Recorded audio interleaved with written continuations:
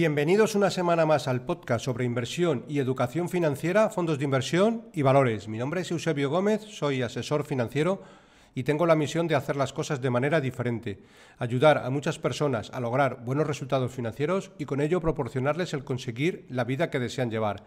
Si tienes cualquier duda o quieres que trate algún tema en próximos episodios, puedes escribirme a la dirección de correo electrónico eusgomez@gmail.com. Bueno, empezamos como siempre recordando la responsabilidad y el aviso legal. El actual podcast tiene un carácter informativo y divulgativo. No supone bajo ningún término ninguna recomendación de compra o de venta de ninguno de los fondos o acciones mencionados en este podcast. La publicación de este podcast es a título personal. Al reflejar opiniones, su contenido es meramente informativo y, por tanto, no debe ser tratado como recomendaciones de valoración de cartera, compra o venta de ninguno de los productos mencionados, ni servir de base para recomendaciones de inversión. Cada persona debe conocer su horizonte de inversión y su perfil como inversor. Cada inversor ha de realizar su análisis previo antes de tomar una decisión de inversión y, en cualquier caso, es responsable de sus acciones. Bien, pues vamos con el capítulo de esta semana y que voy a repasar y a dar contestación a todas las consultas que me han llegado sobre diferentes cuestiones, etcétera. Es decir, el consultorio de fondos. Bueno, antes de nada, recordaros que este es el último podcast del año. Ahora entro en una dinámica bastante complicada y la carga de trabajo aumenta considerablemente, lo que me imposibilita el realizar el podcast semanal. Tenemos que hacer la planificación fiscal de fin de año en muchas sociedades, ver si conviene vender algún fondo, hacer ajustes en la cartera en función de cómo va a terminar el año de beneficios, ver si podemos minorar algo la tributación, etcétera. Esto y algunas reuniones de fin de año con clientes históricos que siempre les gusta pues ese trato más cercano, como digo, hace que me sea materialmente imposible hacer el podcast semanal. Volveré con la periodicidad semanal el próximo 9 de enero con el podcast clásico de inicio de año Dónde invertir en 2026. Bien, pues antes de empezar y por si alguno de vosotros no llega al final del episodio, desearos unas felices fiestas navideñas. Que disfrutéis, que lo paséis, que descanséis y que vengáis con las pilas cargadas para el año 2026. Bien, pues venga, sin más dilación, vamos con todas las preguntas que tengo, que la verdad que son bastantes. Empezamos por Miguel Salcedo, que dice lo siguiente. Buenas, Eusebio, sigo desde hace tiempo tu podcast y de hecho tengo varios fondos de los favoritos. Uno de ellos es el Polar Capital Finance, que este año por la divisa no ha ido bien. Bueno, comentas que es el Finance, entiendo que es el Insurance. Finance es finanzas y el Insurance es sector seguros. Entiendo que te estás refiriendo al Insurance, porque es el que siempre comento por aquí. Lo tengo desde hace 2 años, no tengo prisa, pero este 2026 la divisa escucho que no sé si acompañará. El porcentaje en mi cartera es un 8%. Como te digo, tengo el Guinness, Sigma indexado a Europa y MSCI World, Buy and Hold, Eclipse Frontier, Epley Nordic y el Fidelity China Focus. Algunos son de tus recomendaciones, pero los tengo por convicción. Pero el Polar, no sé si realmente, si dejarlo o pasarlo. Como harás un podcast para el 2026 de cómo lo ves, lo escucharé con interés, pero si ves algún fondo para cambiarlo, te agradezco y lo estudio. Mi horizonte es a largo tiempo, pero si hay que mover algún fondo, según momentum, pues se hace. Bien, pues mi respuesta a esto es, no es compatible ir saltando de fondo a fondo, aprovechar, vamos a llamar, como comentas, el momentum y ganar un buen dinero a largo plazo, bajo mi punto de vista, no es muy compatible. La paciencia es una virtud que no siempre es fácil de realizar. El Polar Insurance yo lo mantendría, pero a largo plazo, con independencia de que tenga un año malo. Bueno, si tiene un año malo, es algo natural dentro de un fondo y no es mucho, en este caso no está siendo por la gestión, sino que simplemente es por el efecto divisa. 2026, ¿cómo se comportará la divisa? No tenemos ni idea. No jugamos a ver cómo se va a comportar la divisa en el 2026. Compramos un fondo porque entendemos que tiene un buen historial a largo plazo, invierte en compañías sector seguros que son bastante solventes, incluso cuando caen los mercados pues caen bastante menos y bueno, pues ahí vamos a tener un porcentaje adecuado de la cartera bien diversificado, pero yo no movería fondos según momentum, es algo que que de alguna manera no recomiendo. Warren Buffett siempre dice una frase, y en esto también acompaña bastante bien, que dice que los mercados financieros es un mecanismo de traspasar dinero de los gestores impacientes a los gestores pacientes. Pues nosotros debemos de estar en el grado de los inversores pacientes, ¿de acuerdo? Bueno, más consultas. En este caso nos la hace Fer, que dice lo siguiente. Unas dudas para el consultorio, ahora que ya me he escuchado todos los programas y voy al día. ¿Qué consideras de los fondos monetarios para el control de seguridad en la actualidad? ¿Alguna mejor opción? Y si es buena, ¿cuál recomiendas? Bueno, pues bajo mi punto de vista, mejor opción que los monetarios actualmente no lo veo. Al final, bueno, partiendo de la base de que todos los monetarios son iguales, busca uno con una comisión de gestión, vamos a llamar, baja, ¿vale? Aquí te pongo 3 ejemplos. Groupama Tresorería, con el código ISIN FR00 1137 1167, La Francaise Tesorería, con el código FR 0000 99 1390, y el AXA CURT 10 con el código ISIN FR 0010 693 689.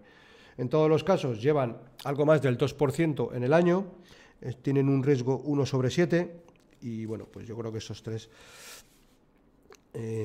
opciones de fondos monetarios estaría bien. Y también voy a hacer un recordatorio, es decir, una cartera de fondos siempre debería tener fondos monetarios. El tema es ¿cuánto? Pues en función del perfil de riesgo y el horizonte de inversión. En algunos casos podrá ser el 90% de la cartera en fondos monetarios y en otro caso el 10%.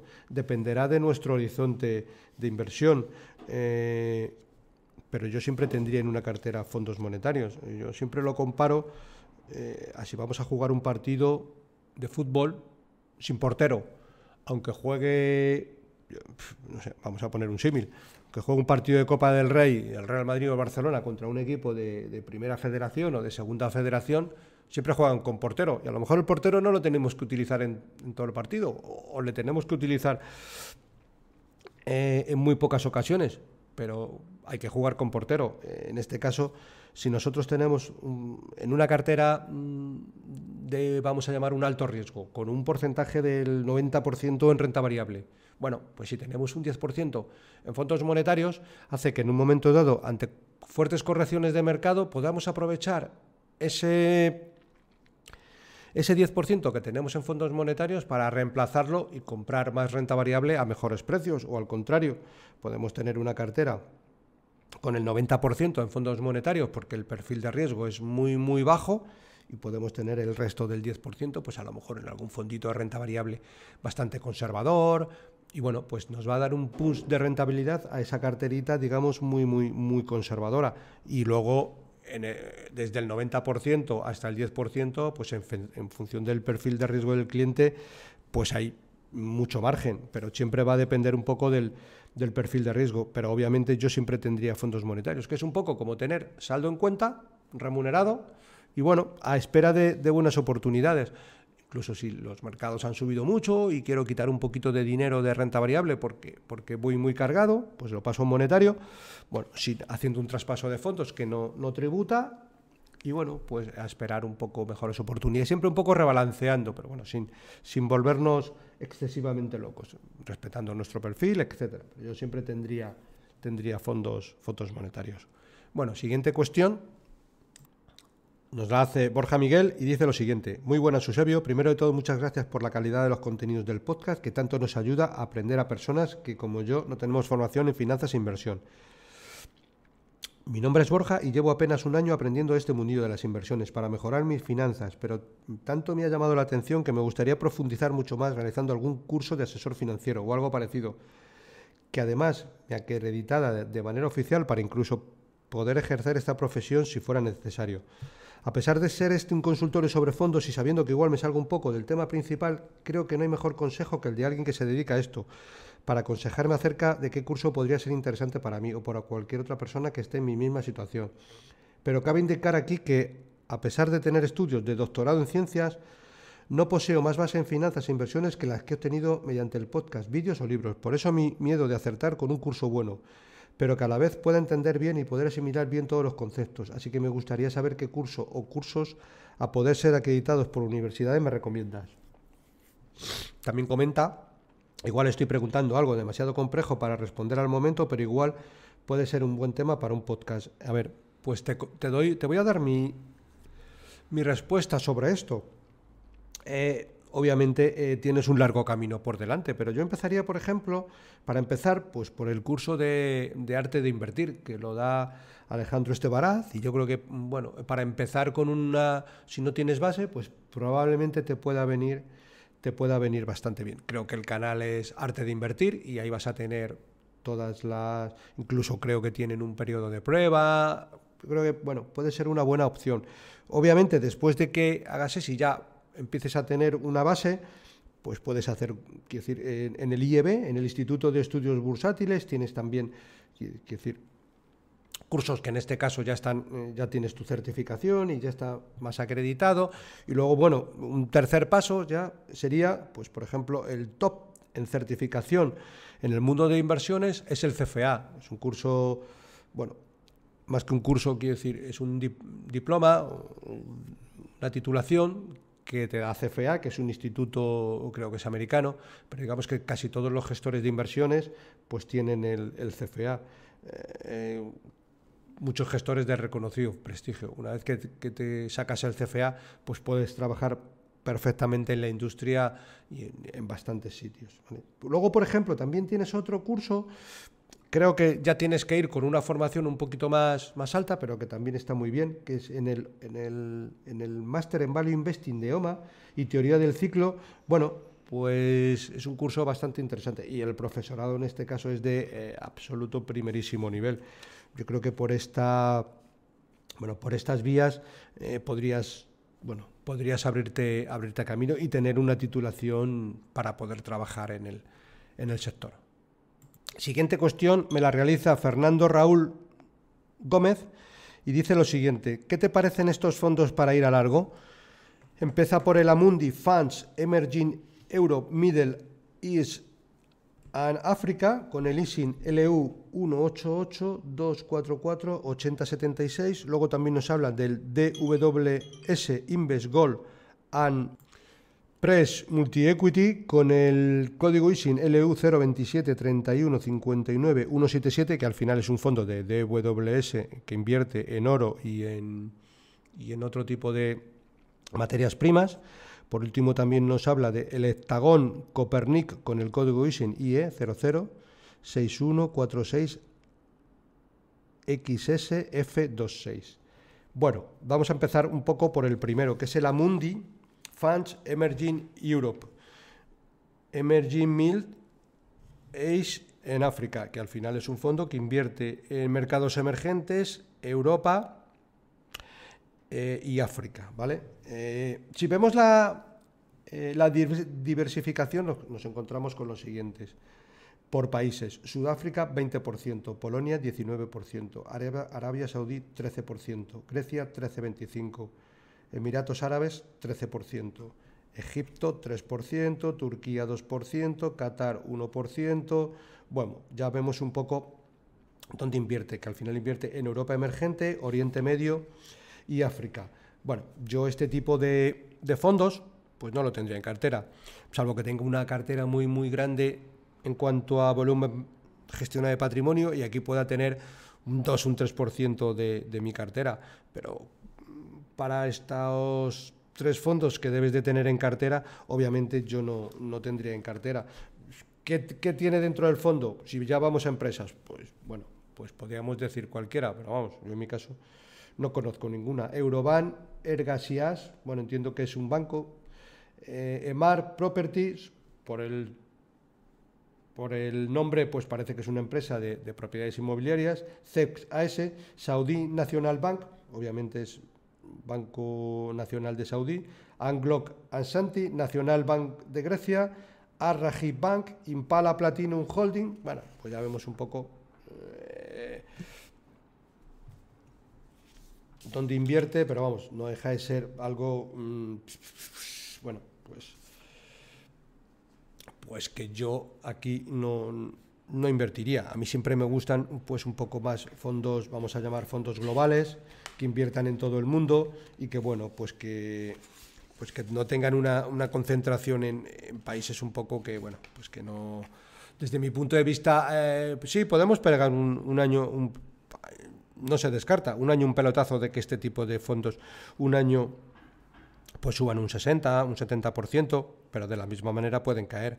Y yo creo que, bueno, tener una cartera para una persona europea, español, tener este tipo de fondos, si lo tengo con un porcentaje muy bajito de la cartera, pero no en un porcentaje alto, y en cualquier caso pues no lo tendría. Con el siguiente fondo, que es un poco de materias primas, bueno, pues como decía, si vemos un poco el objetivo y la estrategia de inversión, bueno, pues el nombre ya lo dice, el fondo invierte principalmente en empresas dedicadas a la minería o extracción de metales preciosos, de oro, plata, platino. No invierte directamente en oro físico, lo que viene a invertir es en ese sector, pero no compra oro físico, sino en lo que compra son pues empresas extractoras de oro. Mayores posiciones: Newmont Corporation, Agnico Eagle, Franco Nevada, Anglo Ashanti, Goldfields, etcétera, ¿vale? Bueno, pues, tampoco es un fondo que tendría en cartera, y si lo tengo con un porcentaje igualmente pequeño de la cartera. Vamos con el tercero, ¿vale? Que es el Heptagon Fund Copernic Global and Equity Fund. Bueno, aquí bueno, podemos ver el tipo de fondo que es, ¿vale? Es una gestora domiciliado en Irlanda, gestionado por Heptagon Capital, fecha de lanzamiento el 3 de noviembre del 2017, rentabilidad a largo plazo, importante, pues desde 2017 100 euros se han convertido en 2.700, es verdad. ¿Esto qué significa? Pues un porcentaje bastante alto de rentabilidad. Y es verdad que en el 2025 lleva un 40% de rentabilidad, que es una rentabilidad, vamos a llamar, elevada. Es decir, casi toda la rentabilidad pues la estamos teniendo en este 2025, con lo cual en este fondo, pues bueno, hay que ir con cuidado, porque probablemente a lo mejor aquí estamos hablando un poco del factor suerte, que este año pues le está yendo muy bien. Bueno, medidas de riesgo, una volatilidad del 9,44, que está bastante bien para ser un fondo de renta variable, es decir, una volatilidad, vamos a llamarle, en el rango bajo. Bueno, hasta aquí está bien. ¿Qué nos encontramos dentro de las mayores posiciones? Pues es un fondo bastante diversificado. Por ejemplo, tanto por ciento de activos en las 10 mayores posiciones nos encontramos con un 25%, es decir, un fondo diversificado. No vamos a nombrar las empresas, porque en mi caso es que no conozco ninguna de todas las que dicen aquí. Ninguna. Energía, Valterra Platinum, Impala Platinum, Ranger Resources, bueno, Golden Angry Resources, bueno, ya nos dice un poco que está invertido en platino, materias primas, bueno, por ahí un poco van los tiros. En cuanto a la diversificación, pues también es interesante. 32% en América, 25% en Europa, 41% en Asia. Bueno, tiene un sesgo bastante a Asia, pero al final es un fondo que, a juicio del gestor, puede invertir en donde considere mejor región del mundo, con lo cual eso siempre es interesante. Bueno, es un fondo que con un ratio de gastos de 1,65%, bueno, pues es un fondo interesante, que obviamente dentro de las tres que me has dicho, este es un poco el mejor. Y aquí, pues como digo, es un fondo global, a juicio del gestor. Probablemente pues ahora está más sesgado, por lo que veo, hacia compañías de oro, platinum, etcétera. Bueno, el día de mañana a lo mejor pues considera que el sector farmacéutico es interesante y sesga, con lo cual, bueno, es una interesante opción este fondo. Habrá que tener cuidado, ¿vale? Sobre todo por la rentabilidad que lleva este año, pero ya digo, desde el 2017 pues 1.000 euros se han convertido en 2.600, con lo cual pues de alguna manera nada que objetar, un fondo bastante interesante. Bueno, siguiente cuestión. En este caso nos la hace Cao y nos dice lo siguiente: muchas gracias por la información de calidad que compartes con nosotros, para mí es de gran ayuda. Bueno, habla un poco de su situación patrimonial, que un poco la vamos a obviar, porque tiene ingresos por alquileres y demás, un poco de deuda, pero es una deuda baja. Pero bueno, al final, por concretar, comenta lo siguiente: tengo 50 años actualmente y más que para mí estoy interesado en dejarle algo más a mis hijos a largo plazo, por lo que la inversión sería paulatina, pero 15, 20 o 30 años. No busco tanto seguridad y como mi intención no es de momento invertir demasiado, estoy pensando en un SP500, MSCI World, en total 4 fondos, para que una vez que me vaya rodando, seguro que me animaré a hacer mayores DCAs, que DCA es aportación periódica todos los meses. Para mí, estos 4 fondos serían Fidelity SP500, el Fidelity MSCI World, y bueno, pues yo aquí lo que quitaría sería el indexado al SP500 y tendría el Fidelity MSCI World. Con el Fidelity MSCI World yo creo que en la parte de indexados pues vamos bien. Luego comenta el Polar Capital Insurance, aunque no sé si es preferible este o el índice al que replica, pues me ha parecido que este mucho mejor. No estoy seguro si es el MSCI World Insurance Index, algo buscando la no correlacionalidad con los sustos financieros. A ver, desde mi punto de vista, a mí me gusta más el Polar Global Capital Insurance que comprar un indexado del sector seguros. Bueno, ¿por qué me gusta más? Porque al final lo conozco mejor, conozco al equipo divertido, al equipo de inversión, sé dónde invierten, en las mejores compañías del mundo, le tengo hecho un seguimiento desde hace bastante tiempo y digamos que aquí voy a invertir y de alguna manera voy a estar bastante más seguros. ¿Dentro de qué invierte en este fondo? Pues dentro del sector seguros, pues digamos en las compañías que tienen una rentabilidad sobre los recursos propios más alta, pues invierten en reaseguros, en seguros de responsabilidad civil, en seguros de vida, etcétera, ¿vale? Un poco el sector de seguros donde hay más valor, ¿vale? Con el índice, pues tampoco irás mal, pero como digo, a mí me gusta más la convicción de un equipo porque más que nada me da mayor seguridad. Y luego también dice, con las observaciones que me digas aquí, podría sacar 2 fondos y otros 2 de los que podría indicarme, sin que sea un consejo.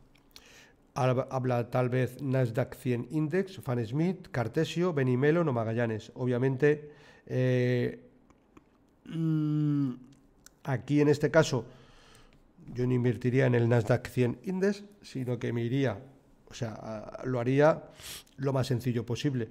O me cojo el indexado del MSCI y me olvido, pero obviamente si me pones aquí Fan Smith, Cartesio, Benimelos o Magallanes, pues yo elegiría cualquiera de estos 2. Quizás me quedaría con una combinación, por ejemplo, de Fan Smith y Magallanes. Yo creo que serían bastante perfectos. Si es verdad que lo que debes de considerar es que si vas a 15, 20 o 30 años, si empiezas a hacer DCA, pero no hagas un DCA con poco dinero, pues no sé, pues si tienes una cartera para invertir de 100.000 euros, pues no empieces a invertir 1.000 euros todos los meses porque te va a costar un montón de años llegar, sino que yo haría una inversión y ya metería un 30% en renta variable en el Fan Smith y en Magallanes, por ejemplo, y el resto del dinero pues sí que iría haciendo aportaciones periódicas para que todas esas aportaciones en 3-4 años pues las tenga invertidas, porque lo normal es que con el Fan Smith y con Magallanes, pues dentro de 15 años, el tema que hayas invertido en el 2025, 2026 o 2024 no te va a afectar en exceso y vas a tener una rentabilidad más que razonable, o si inviertes en el primero que me has comentado, en el MSCI. Es decir, aunque te pueda llegar a costar un poco por el tema psicológico, cuando tienes una periodo de 20-30 años, obviamente casi lo suyo sería hacer ahora más, 50 o 60% de inversión, pero mínimo 30, porque tu horizonte es bastante largo, ¿de acuerdo? Bueno, siguiente cuestión nos la hace Alfonso Alfaro. Dice lo siguiente. Buenas tardes, muy interesante el subsector tecnología médica y en concreto el fondo Variopartners SICAP, bueno, del que hice un capítulo en especial. Me surge una duda con respecto a cómo le puede afectar la evolución tan rápida en China de este tipo de empresas y costes a la baja. Lo digo porque el fondo no tiene ninguna empresa china y el resto de empresas mundiales, sobre todo americanas, pueden sufrir reducciones de márgenes debido a la competencia china. Bueno, esto es un riesgo que obviamente siempre debemos de controlar, pero esto, al final este tipo de empresas como norma general siempre están protegidas por patentes, con lo cual es un riesgo, vamos a llamar un poquito más con barreras de entradas. Obviamente, cuando invertimos en un fondo también debemos de evaluar un poco los riesgos. Y esta pregunta es muy buena, pero es una pregunta que yo quizás la haría más a nivel gestor, más que a nivel nuestro, que es a nivel inversor en un fondos, ¿vale? Esta pregunta entiendo que ya se la deben de hacer, como norma general diariamente los gestores del fondo. Bueno, como digo así, nosotros como inversores en el fondo lo que debemos de hacer es analizar el equipo, si ellos hacen cosas sensatas en el fondo. El fondo obviamente no tiene empresas chinas, ¿de acuerdo? Pero sí que tiene empresas que venden muchos productos en China, con lo cual, bueno, si vemos, por ejemplo, los ingresos de las empresas de tecnología médica en mercados emergentes en 2024, pues tenemos aquí muchas empresas de las que hay en el fondo y que tienen un porcentaje de ingresos, vamos a llamarle, en la parte baja, es decir, van a crecer mucho, pero dentro de por sus ventas en China, y esto realmente es un poco lo importante. Si vemos un poco más en detalle, vemos que, por ejemplo, Abbott, el 30% de sus ventas está en China. Danaher, el 29% de sus ventas están en China. Johnson & Johnson, 23% de sus ventas, bueno, no en China, en mercados emergentes, pero bueno, Johnson & Johnson, el 22-23% de sus ventas también están en mercados emergentes. Es decir, hay muchas empresas que ya están vendiendo sus productos en China, ¿vale? Y como digo, generalmente tienen patentes. Bueno, siempre es un riesgo, pero como todo en la vida tiene sus riesgos. ¿Qué tenemos de exposición actual? Un 71% en Estados Unidos, Canadá 7,55%, Europa un 18%, pero esta exposición es un poco relativa, porque puede ser que una empresa esté cotizando en Estados Unidos y que el 30% de sus ventas estén en mercados emergentes y otra parte en Europa, con lo cual una cosa es dónde cotiza la empresa y otra cosa muy diferente es de dónde vienen los ingresos de las empresas. Creo que esta pregunta es más a nivel gestor, para que ellos, bueno, pues digamos, no se les vaya de las manos, digamos, empresas que inviertan y que luego, pues, las ventas no sean las que ellos pretenden, ¿de acuerdo? Bueno, siguiente cuestión nos la hace Pedro70. Hola, Eusebio, antes de nada agradecerte por toda la ayuda que nos brindas. Para hacer aportaciones de ECA y para largo plazo, dudo entre los siguientes fondos mixtos flexibles: Recovalor, con el código ISIN FR 0011253624, y el Avantage Funds, con el código ISIN ES 0112231016. ¿Cuál consideras mejor de los dos para este propósito? ¿Alguna otra alternativa similar que te guste más? Y luego también nos comenta, para entrar en un plan de pensiones, dudo entre el Advalor, Global Value y el Orosi Internacional. ¿Por cuál se decantaría usted? Perfil equilibrado y 55 años. Bueno, pues poco que objetar en todos los casos, tanto en fondos como en los planes. Y yo en cualquiera de los casos lo que haría un poco sería pues 50-50, tanto en fondos como en planes, porque las dos alternativas pues me parecen bastante sensatas. El Recovalor de Rothschild es un fondo, vamos a llamar, extraordinario. Tiene dentro un equipo de inversiones que a largo plazo lo ha hecho, pero extraordinariamente bien, y con lo más importante, con una exposición a renta variable que en muchos momentos no es elevada, es decir, con un riesgo bastante controlada. La rentabilidad a largo plazo de este fondo es una barbaridad, pero una barbaridad, ¿eh? Mirar, vamos a ver la rentabilidad, darme un segundito que lo voy a poner aquí, de este fondo, porque tiene un historial muy grande y eso siempre nos viene bien, desde el año 1994. Puede parecer mucho tiempo, 30 años, ¿vale? Estamos en el 2025. Pero es que 1.000 euros invertidos en 1994 en este fondo se han convertido en 27.000 euros, es decir, ha multiplicado por 27. Es una rentabilidad extraordinaria. Luego ha tenido épocas, por ejemplo, vemos aquí que en el año 2007, cuando 1.000 euros ya se habían convertido en 3.000, pues luego bajó... 1.000 euros en 1994 se habían convertido en 6.900 en el año 2007 y luego pasaron a convertirse en 4.000, bueno, con la bajada, pero luego el fondo, con sus altibajos, ha tenido una rentabilidad. Luego, por ejemplo, vemos aquí que en el año 2018, cuando ya íbamos por los 15.000, pasó a los 13.000, es decir, tuvo correcciones. Bueno, es un fondo que al final no deja de invertir en renta variable y tiene correcciones. Obviamente le ha sacado muchos puntos porcentuales mayores que el índice, pero al final pensar una cosa, los que tenéis a lo mejor cierta edad, pensar en qué inversión habéis hecho vosotros inmobiliaria en el año 1994, si ahora vale 27 veces más. Bueno, yo creo que esa es un poco la pregunta. Invertir en un fondo de inversión bueno, de calidad y a largo plazo, pues pasan cosas como estas. No tenemos tanto historial en el Avantage, pero también es un fondo extraordinario. ¿Cuál es la diferencia? En el Recovalor lo gestiona un equipo, en el Avantage Funds lo gestiona Juan Gómez Bada, que de hecho le tuvimos por aquí en algún capítulo, pero también es un fondo extraordinario. En el plan de pensiones, pues yo un poco lo mismo. El Oros quizás le considero un fondo algo más global, Edad Valor, bueno, tiene tendencia hacia sectores más cíclicos, con mayor rotación de la cartera, y al final son dos planes de pensiones que se descorrelacionan bastante bien y a su vez se complementan perfectamente, con lo cual perfectamente yo tendría los dos fondos y tendría 50-50 perfectamente, y no me voy a equivocar. ¿De acuerdo? Bueno, siguiente cuestión. Raico González. Soy un fiel seguidor tuyo, estoy al día en cada uno de los podcasts, inclusive algunos los he escuchado varias veces. Tengo 43 años y actualmente tengo una cartera conservadora, 40% renta variable y 60% renta fija. Bueno, yo creo que más que conservadora iría un puntito más. Yo creo que sería, yo la consideraría moderada, más que conservadora. Conservadora con un 40% de renta variable, bueno, pero bueno, por poner un matiz, ¿vale? Mi intención es tener la parte de renta variable para la jubilación y la parte de renta fija para adquirir un segundo inmueble.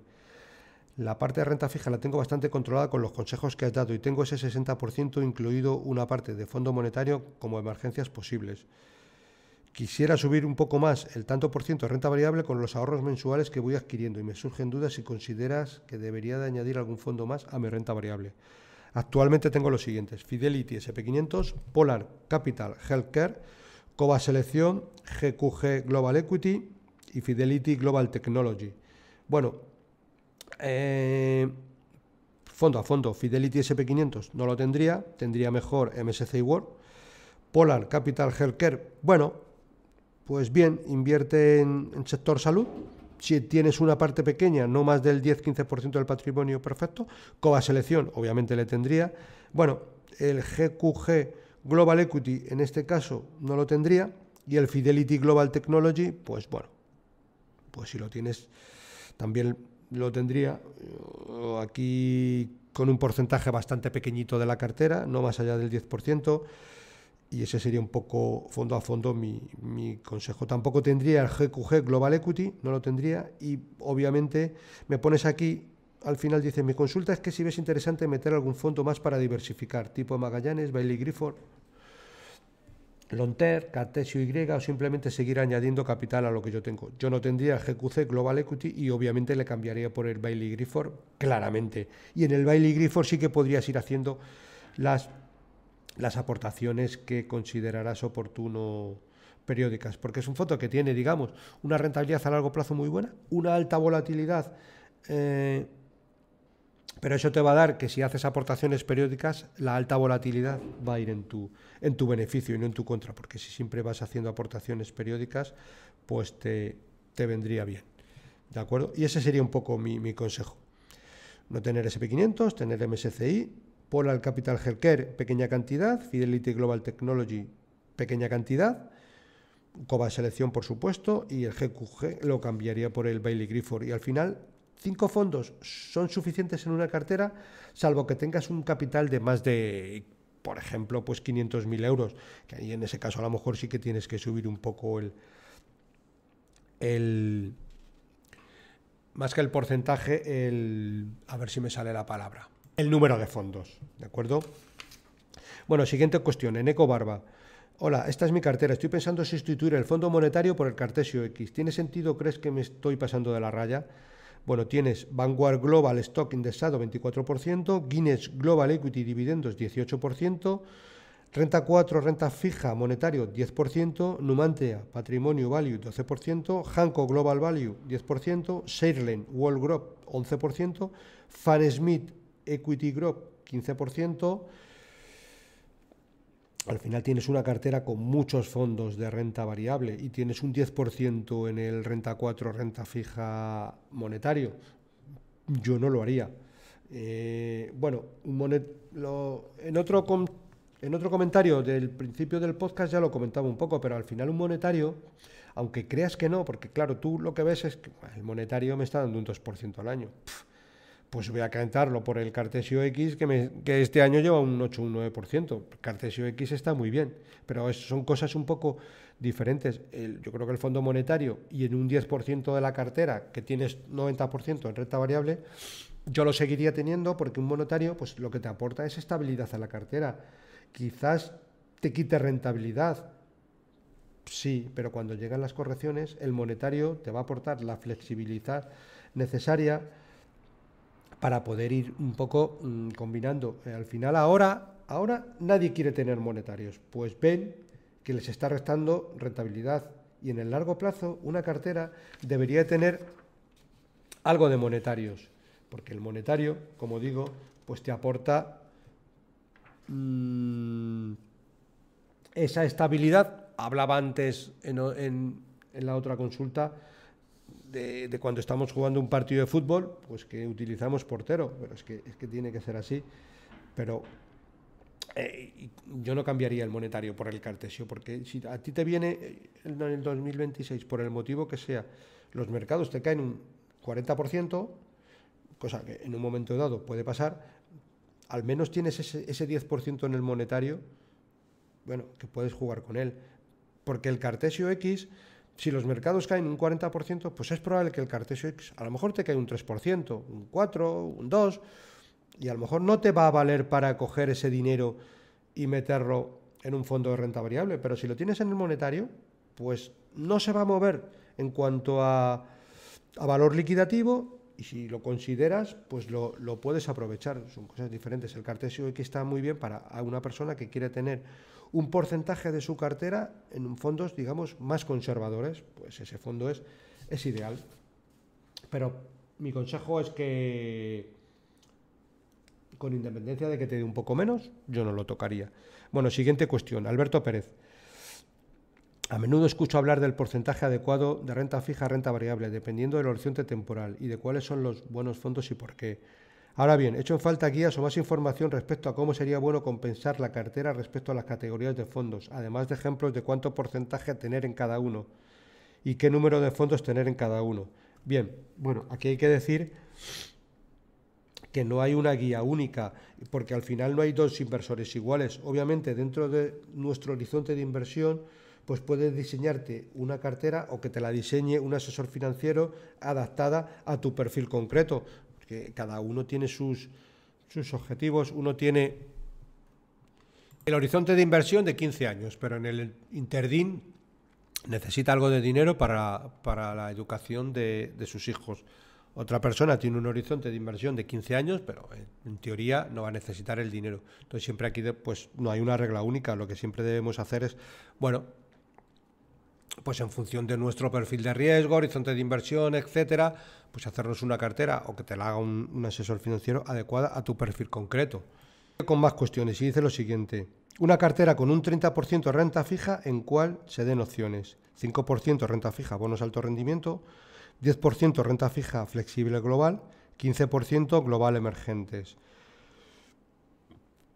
Pues perfecto, lo mismo un poco que en anteriores consultas. Yo también incluiría dentro de una cartera algo de monetario, ¿vale? Y tendría, digamos, más dinero en renta fija flexible global que no en global, 15% en global emergente, porque habla 5% renta fija bonos alto rendimiento, perfecto. 10% renta fija flexible global, 15% global emergente. Yo lo cambiaría, tendría más dinero en renta fija flexible global y menos en el global emergente, porque al final un fondo de renta fija flexible global, si elegimos un buen gestor, el gestor ya se va a ocupar adecuadamente de invertir dentro del aspecto de renta fija donde considere que hay mejores oportunidades de inversión. Pues en Europa, en Estados Unidos, en emergentes, pero ya se lo dejamos un poco a juicio del gestor, que obviamente va a tener muchos mejores conocimientos de los que tenemos nosotros, ¿vale? Sigue con la consulta y dice, y dentro de cada uno si tendrías un fondo o más sin necesidad de entrar en detalles, y lo mismo con la variable. Bueno, pues ya te lo he comentado, yo tendría el mayor porcentaje en el de renta fija flexible global, y dentro de renta variable pues tendría fondos globales, que a juicio del gestor ya puede invertir en una región o en otra, en una industria o en otra, en una compañía o en otra, y que no esté, digamos, superditado a que solo pueda invertir en tecnología, en sector financiero, etcétera. Si quiero hacer alguna concesión, pues puedes ver, por ejemplo, el capítulo, que no sé si lo has escuchado, el capítulo 276, donde hablo del sector salud, y el fondo que en muchas ocasiones también nombro por aquí, que es el Polar Capital Insurance, que invierte en el sector seguros. Más cuestiones. En este caso, Boris Sánchez nos hace la siguiente cuestión. A un amigo le han ofrecido el fondo CaixaBank Comunicación Mundial con el ISIN ES 011 3693 032 para hacer aportaciones periódicas de 400 euros. He visto que tiene unas rentabilidades espectaculares y consistentes, pero de la creación a hoy hay una bajada importante de rentabilidad. Además tiene muchas posiciones con bajo peso. ¿Qué te parece el fondo? ¿Lo cambiarías por algún otro? Bueno, vamos a ver un poco qué ha hecho este fondo en el largo plazo, para ver un poco. Vemos que es. Vamos a empezar un poco por lo siguiente. Es un fondo que tiene un histórico desde 1997, es decir, tiene un histórico ya muy importante. Y vemos que dentro que es un fondo que podríamos catalogar, vamos a llamar de reguleras, ¿vale? Es un fondo que ha multiplicado por 8 nuestro capital, que está bastante bien. Si lo vemos así un poco simplemente desde este ángulo, hombre, desde 1997 son algo así como 27 años, multiplicar por 8, pues oye, eso está muy bien, ¿vale? Obviamente, si lo vemos desde este ángulo, pues, y sin hacer comparativa, pues podemos llegar a la conclusión de que está muy bien. Ahora bien, vamos a ver un poco y vamos a compararlo con algún fondo de los que en algunos casos yo tengo como favorito, y en otros casos ni siquiera los tengo como favoritos, porque no mejora los favoritos, pero vamos a coger el Carmignac Cantestin Monk, que es un fondo que desde 1990 ha multiplicado el capital por 30. Es decir, nada que ver por el 8. Si cojo, por ejemplo, el fondo de Bestinver, el Bestinfond, ha multiplicado por 50 desde 1993, es decir, una barbaridad. Ahora pensar un poco, 1.000 euros invertidos en 1993, es que se han convertido en 50.000. Eso es un poco la pregunta que nos tenemos que hacer. Y aquí casi ya, si vamos más ahora, en concreto al fondo. Es decir, vemos, por ejemplo, que desde el año 1997 hasta el 2008 no tuvo una rentabilidad positiva. Es decir, 11 años de estar en un fondo de inversión sin rentabilidad positivo, no hay mucha gente que aguante. Obviamente luego la recompensa fue que si la poca gente que ha podido aguantar y lo ha dejado hasta hoy, ha multiplicado su capital por 8, y ya está bastante bien. Por eso aquí es que quiero decir que muchas veces no consiste en que el fondo sea bueno, malo o regular. Este es, digamos, de la parte reguleras, que le digo yo, ¿vale? Pero casi aquí, quiero decir, no consiste el fondo, consiste en mirarnos al espejo y ver cómo nos vamos a comportar nosotros como inversores si vamos a ser capaces de estar 11 años en un fondo sin rentabilidad y estando en negativo y metiendo todos los meses 400 euros y 400 y 400, que no estamos hablando de un año, estamos hablando de 11 años. Es lo mismo, es decir, 11, si lo multiplico por 12, 11 por 12 son 132 meses. Yo creo que hay poca gente que aguante, ¿vale? Entonces la pregunta que se debe hacer y mirar al espejo es, oye, ¿seguiré aportando 400 euros cuando lo veo bajar un 50%? Porque en algún momento dado puede suceder que en los próximos 10-15 años este tipo de fondos que invierten en comunicación mundial y que ahora vamos a ver la composición de la cartera, ¿qué empresas tiene? Entonces, bueno, pues la pregunta casi es esa. Obviamente yo también me haría la pregunta, ¿por qué no elige un fondo de renta variable global diversificado en diferentes sectores? Yo creo que aquí nos va a ir mejor. Mirad, ¿qué tiene el CaixaBank Comunicación Mundial? De momento, bueno, tiene una comisión del 1,65 de comisión de gestión. Obviamente es un fondo de renta variable. Podríamos ver que, bueno, pues es un fondo con una comisión, bueno, ni alta ni baja, una comisión razonable. El tema es ¿qué nos encontramos dentro? Que aquí es un poco la madre del cordero. Nos encontramos con que tiene un 10% en Nvidia, un 9,43% en Microsoft, un 8,38% en Meta, que es Facebook, un 5% en Alphabet, un 4,53% en Apple, un 3,94% en Broadcom y un 2,42% en Netflix. Bueno, todo compañías, pues bueno, digamos, muchas de ellas de las 7 magníficas y de las que han subido mucho. Nvidia, pues yo no sé cuánto lleva subiendo en los últimos años, pero bueno, una absoluta barbaridad. Obviamente, es decir, también se puede dar la vuelta y este tipo de compañías caer un 70 o un 80%. Pero ahora, he hecho una comparativa porque he dicho, bueno, vale, un fondo de CaixaBank que invierte en comunicación mundial. Bueno, lo que he hecho es un poco, oye, voy a cogerme a ver qué hay dentro del índice Nasdaq 100, porque a lo mejor resulta que este tipo de fondos lo que están haciendo es una réplica al Nasdaq 100, y a lo mejor resulta que si quiero tener este tipo de fondos, pues me cojo un indexado al Nasdaq 100, no pago el 1,65, pago mucho menos y puedo tener lo mismo.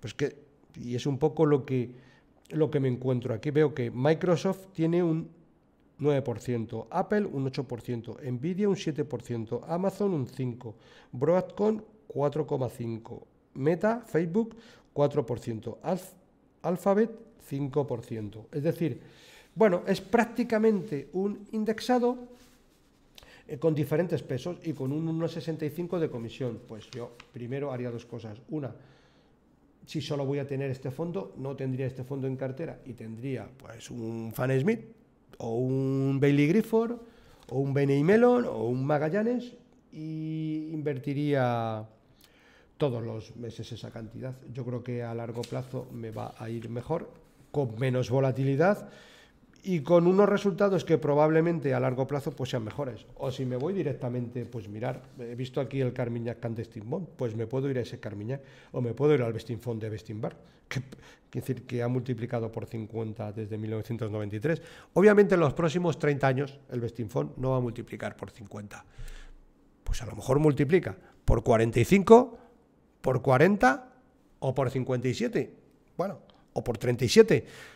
Pues yo creo que también nos vale. Es decir, rentabilidades pasadas no garantizan rentabilidades futuras, pero ya, quiero decir, una gestora independiente, una gestora incluso española, que en un momento dado siempre puedo ir viendo seguimiento de lo que van haciendo, si cambian los gestores, si no cambian los gestores. Es decir, voy a tener todo muy a mano, voy a tener un convencimiento, vamos a llamarlo un poco más elevado, porque puedo ir siguiendo las conferencias anuales, etcétera, etcétera, etcétera, y puedo estar con un grado de convicción más alto para cuando vengan mal dadas, pues saber que hay, pues bueno, pues hay gente capacitada que está cuidando de nuestro dinero de forma correcta. ¿De acuerdo? Siguiente cuestión. José Luis de la Fuente. Buenas, Eusebio. En primer lugar, agradecerte tu labor divulgativa a través del podcast. Estoy a punto de jubilarse, casado y no tengo hijos. Nuestra cartera es 50% tesorería, monetarios y fondos de renta fija, ultra corto plazo, 25% a corto plazo y medio plazo y 25% renta variable. Bueno, comenta que tiene sus gastos corrientes cubiertos. Pensamos gastarnos la cartera de inversión en 25 o 30 años, la cual debería durar siempre que la rentabilidad de la misma iguale a la inflación. Estamos pensando que la nueva cartera podría tener los mismos pesos que la actual, pero fundamentalmente basada en fondos de reparto. La parte de fondos a corto, medio plazo y variable, es decir, el 50% de la misma, sería la siguiente. Y aquí es donde te pido tu opinión. habla un poco del primer fondo, que es el Invesco Global Income, con un 50%. Bueno, yo aquí tendría algo de menos peso.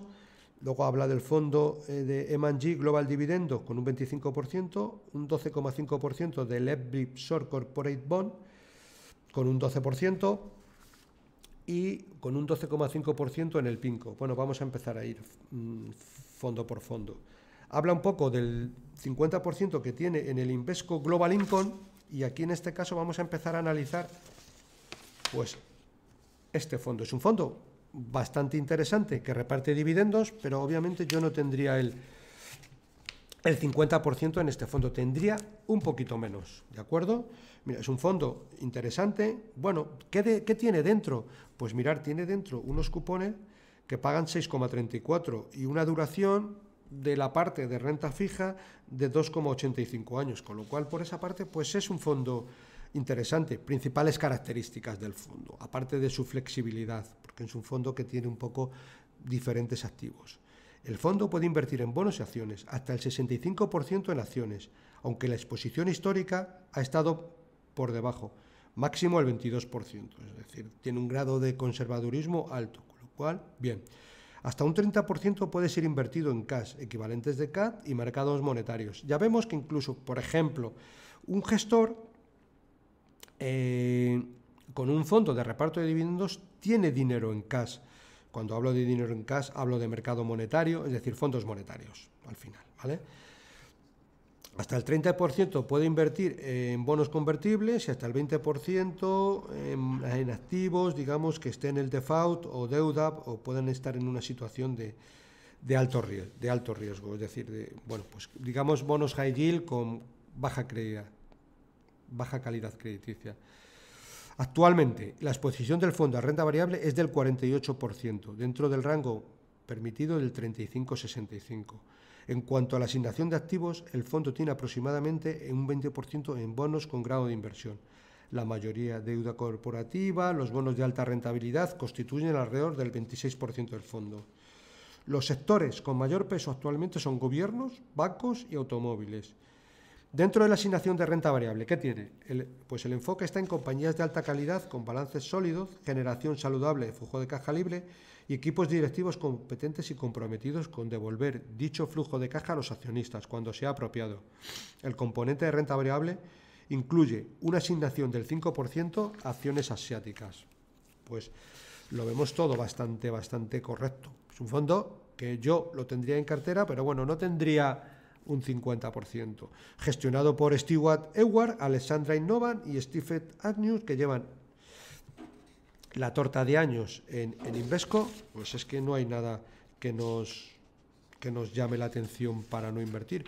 ¿Qué da de cupones? Pues da de cupones un 5% anual, que lo podemos cobrar de forma anual o trimestral, con lo cual yo creo que es un fondo pues interesante. Para fondos de reparto también incluiría, que creo que en alguna ocasión hemos hablado aquí, el Aberdeen Diversification Income con el código ISIN LU 1124235240. ¿Por qué incluiría este fondo? Porque es un fondo muy interesante en el sentido de que reparte dividendos de forma mensual. Es decir, lo mismo que si tenemos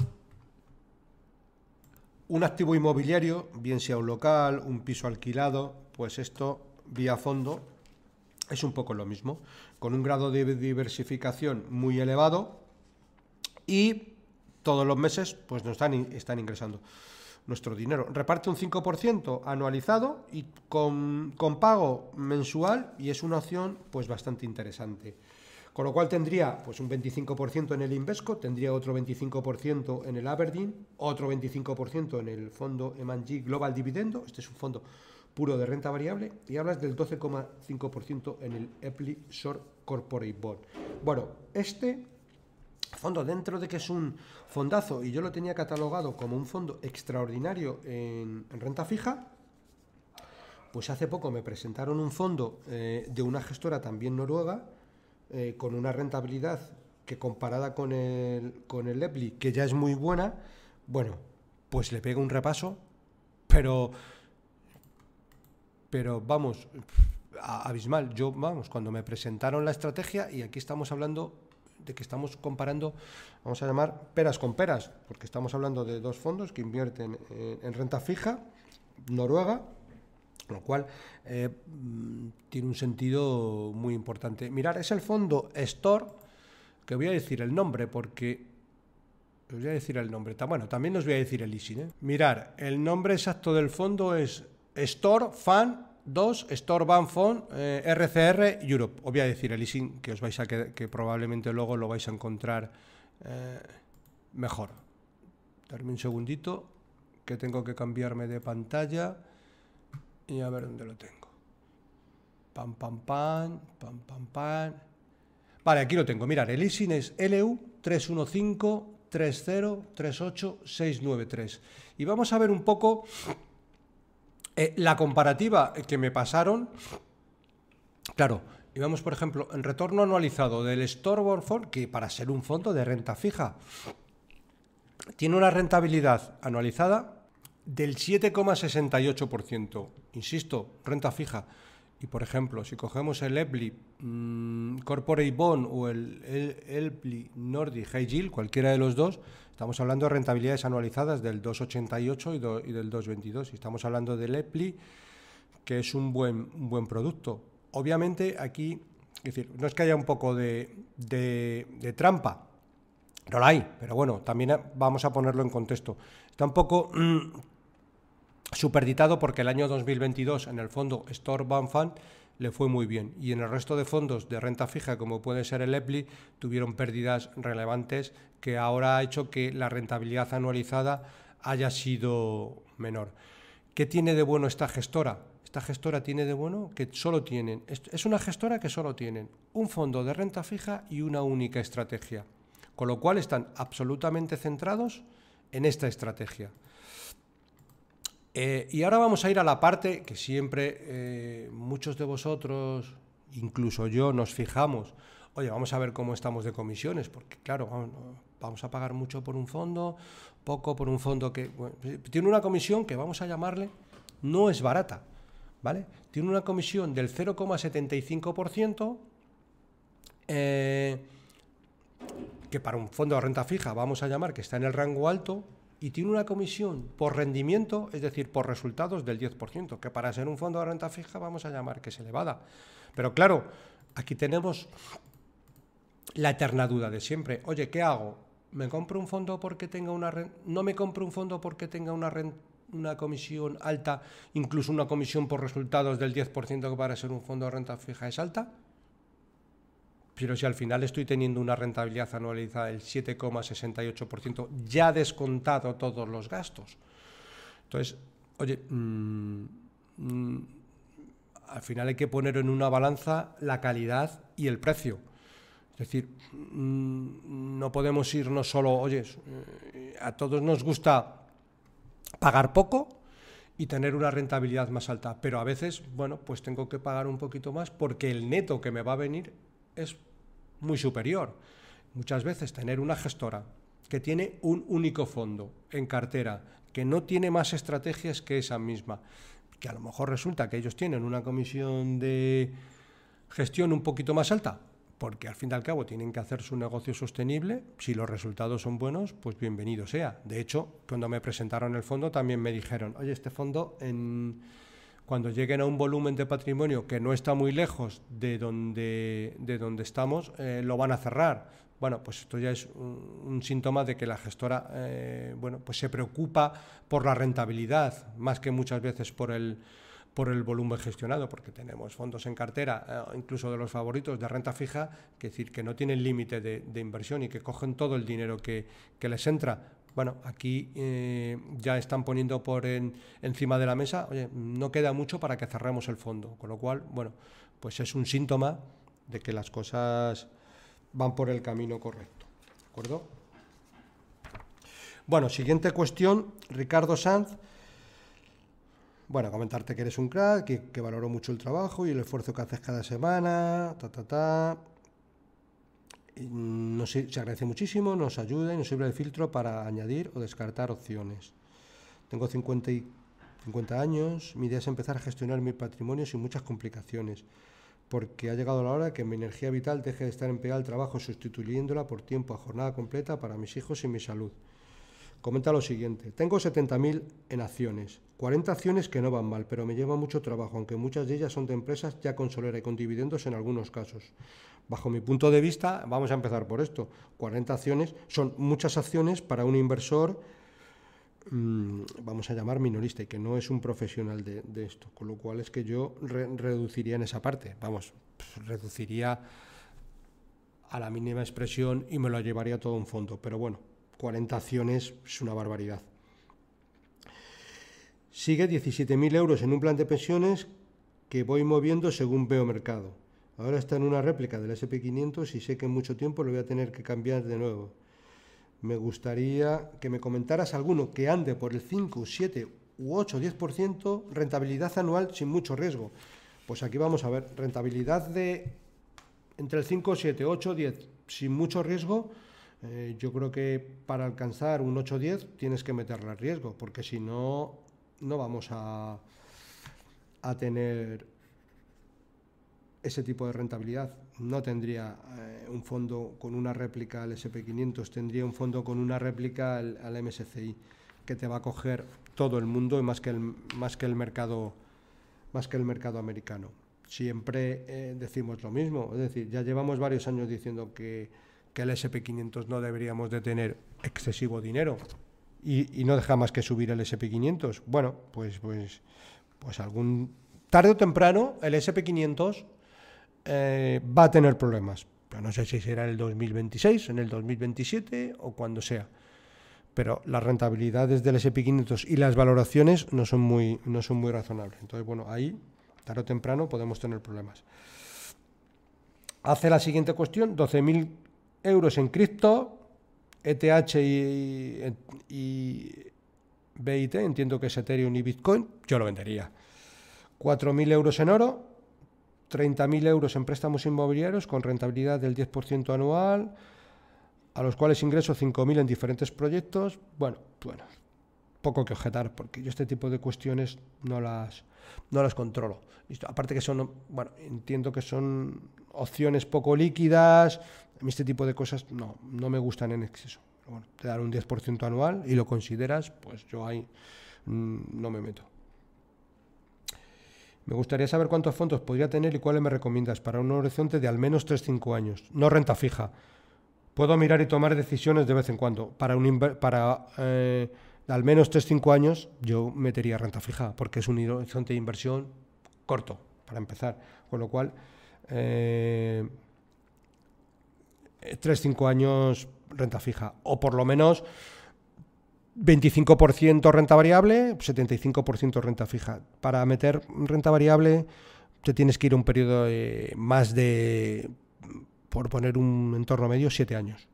Si no, renta fija. Y luego puedes meter renta fija de muchos conceptos. Puedes meter un fondo como el Cartesio, que tiene renta fija muy conservadora. Puedes meter otro fondo como el Olea Gestión. Puedes meter otro fondo como el que hemos visto antes de la gestora Store. Es decir, puedes hacer una cartera con renta fija, fondos mixtos muy conservadores y tener una rentabilidad razonable, pero 3-5 años tienes que bajar bastante el listón y el nivel de riesgo, ¿vale? Y los restantes 70.000, abierto a escuchar lo que me recomiendes. Pues yo lo que te recomiendo, que de momento los 70.000 euros en acciones los quitaría, invertiría en fondos globales. Y te puedes coger, ya no vamos a decir los clásicos que siempre digo, pero te puedes coger un Bailey Gifford, Long-Term Global Equity, te puedes coger el Robeco Global Consumer Trends, te puedes coger, vamos a ver, más fondos que vamos a llamar que nunca nombro. El Shifter Global, te puedes coger el Shareland World Growth, te puedes coger el Capital Group New Perspective. Te puedes coger ese tipo de fondos que a largo plazo, el Morgan Stanley Global Branch, bueno, todo ese tipo de fondos que yo creo que son mejores opciones, vas a dormir mucho más tranquilo, vas a tener rentabilidades también interesantes. Y por último, comenta, ¿qué opinas de True Value? Creo que ahora no es malo para invertir. Lleva un tiempo en lateral, pero tiene acciones interesantes a muy bajo PER y parece que en algún momento tiene que despegar. Pues estoy de acuerdo contigo. Yo creo que es un buen momento para invertir en el True Value. Lleva unas rentabilidades, vamos a llamar, escasas en los últimos tiempos, pero a mí es un fondo que me parece interesante y que yo invertiría en ese fondo claramente. Obviamente tienes que tener un horizonte para invertir en el True Value de 7 años. Y en los 7 años va a pasar en ese fondo de todo. Pero en los 7 años yo creo que ese fondo va a tener una rentabilidad, vamos a llamar, interesante. ¿De acuerdo? Bien, y como último consejo, porque me has ido poniendo aquí una amalgama de cosas, yo lo vería todo como un conjunto. Y lo que deberías de calcular es qué parte puedes tener a largo plazo, qué parte puedes tener a corto plazo y hacerte tu propia cartera en función del importe global. Y lo más importante es tu horizonte de inversión, porque tu horizonte de inversión debería de marcar tu exposición a riesgo, ¿vale? Y siempre oye, al final, ¿yo qué tengo? Las criptos, inversiones inmobiliarias, ¿y esto qué supone? 200.000, venga, pues voy a hacer... ¿Esto cuánto supone de renta variable? X. ¿Cuánto voy a largo plazo? ¿Cuánto voy a corto? Y ir haciendo, vamos a llamar, o cajitas, en función de que, oye, este dinero lo quiero para 3 años. Venga, pues este dinero que lo quiero para 3 años voy a meter en fondos bastante conservadores. Y esta otra parte la quiero a muy largo plazo. Pues venga, aquí ya me voy con el True Value o con otro tipo de cuestiones. Pero ir haciéndote, ver la cartera de forma global y ver diferentes horizontes de inversión. Bueno, siguiente cuestión. Buenos días, Eusebio, un seguidor de tu podcast y agradezco sus comentarios y análisis de los fondos. Mi comentario es por un fondo que tengo desde hace años, que es muy poco o nada conocido. Al menos no oigo ni leo nada sobre él. Se trata del Arthur European Focus, antes llamado Brook European Focus. Lo tengo desde hace años y es un fondo muy estable para ser de renta variable europea. Si le puedo echar una ojeada a ver qué te parece. Un saludo y gracias. Bueno, este fondo le he estado echando un vistazo, ¿vale? Es un fondo gestionado por Oliver Kelton, que se incorporó a SW Mitchell Capital en septiembre de 2023 como gestor de inversiones de los fondos Arthur European Equity Fund.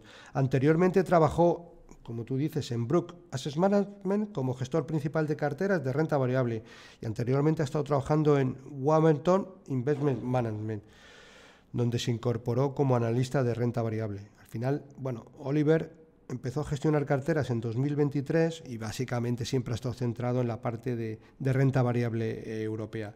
Y ha pasado por diferentes sitios. Wamerton en 2010, también asumió, como decimos, la responsabilidad en 2015 del Brook Continental European Fund, que es del que ha desgranado ahora. Bueno, a ver, bajo mi punto de vista, tiene pinta de ser un gestor, pues vamos a llamar, bastante cualificado. Ahora bien, mi opinión es la siguiente.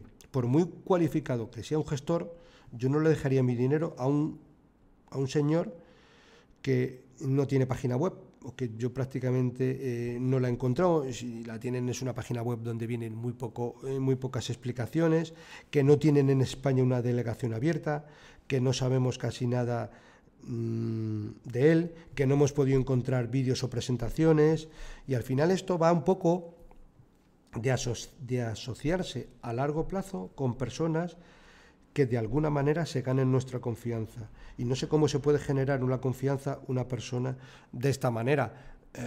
Y probablemente la cualificación sea muy elevada, pero si Oliver Kelton vive y reside en Inglaterra y a lo mejor resulta que allí en Inglaterra pues hacen pues presentaciones, tienen sus cartitas que se las envían inversores. Yo la verdad que he encontrado muy poco, pues yo en este tipo de cosas es que no estoy cómodo. Por ejemplo, si lo comparo con FanSmith, pues FanSmith no tiene delegación en España, pero en cambio tiene página web, hacen conferencias anuales, envían todos los años cartas anuales que se puede leer. Incluso FanSmith ha escrito libros sobre su trayectoria. Yo he estado leyendo en los últimos días el libro de FanSmith, de Terry Smith, y es la verdad que pues pues muy interesante y genera bastante confianza para invertir, bueno, pues empresas de calidad, sabiendo un poco lo que estás comprando, y bueno, pues yo ahí tengo más confianza. Y quiero decir, ¿yo qué haría, por ejemplo, en este caso?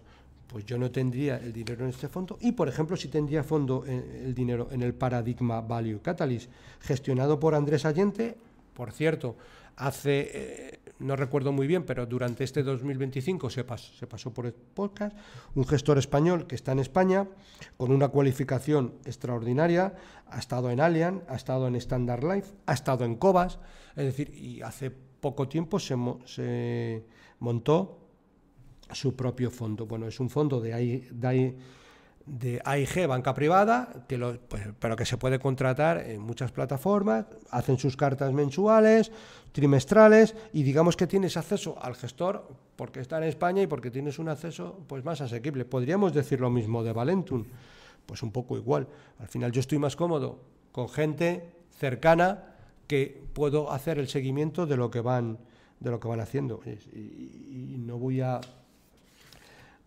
calibrar la cualificación profesional de Oliver Kerton, que a lo mejor es incluso superior, pero es, quiero decir, al final nuestro círculo vamos a llamarle, de competencia, pues tiene que ser el que es, y nuestro círculo de competencia pues debería ser pues gestores españoles que inviertan de forma global, ¿de acuerdo?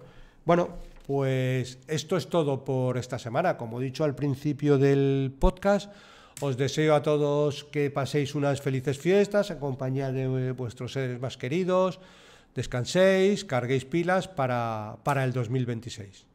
Y como siempre digo la frase, si te ha gustado el episodio, te agradecería muchísimo que le des un me gusta en la plataforma donde lo estés escuchando. Esto ayuda a que este contenido divulgativo llegue a muchas más personas interesadas en aprender a invertir. Si tienes cualquier duda o quieres que trate algún tema en próximos episodios, puedes escribirme un email a eusgomez@gmail.com. Un cordial saludo, paciencia y buenas inversiones.